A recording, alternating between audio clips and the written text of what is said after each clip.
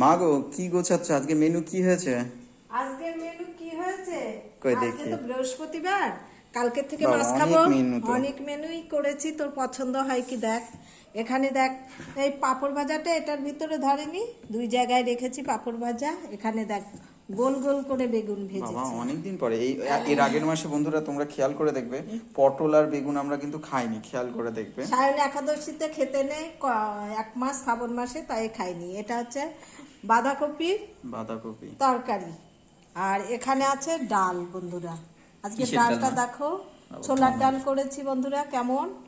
আর এই দেখো, এখানে আছে ধোয়াটা সাদা ভাত, এখানে আছে টক দই, আর এই দুধটা কালকের জন্য দই করব বন্ধুরা। আমরা এর আগের মাসে শ্রাবণ মাস, এক মাস পটল আর বেগুন আমাদের ঘরে ওঠেনি, কারণ স্বয়ন একাদশী গোবিন্দ শ্রীকৃষ্ণ তিনি জগৎ সংসারকে শিব ঠাকুর আর মা পার্বতীর হাতে দিয়ে স্বয়নে যাচ্ছে। কার্তিক মাসে একটা একাদশী হয়, সেই একাদশীতে ওঠে।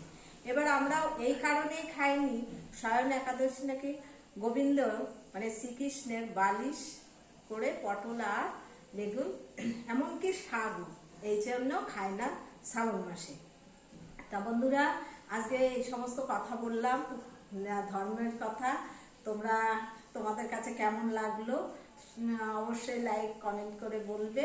আর আমার আজকের নিরামিষ রান্না কেমন লাগলো সেটা কমেন্টের মাধ্যমে জানাবে, এবং একটা লাইক করবে, সাবস্ক্রাইব করবে। আর সব থেকে বড় কথা, তোমরা ভালো থাকবে, সুস্থ থাকবে। শুভ দুপুর বৃহস্পতিবার।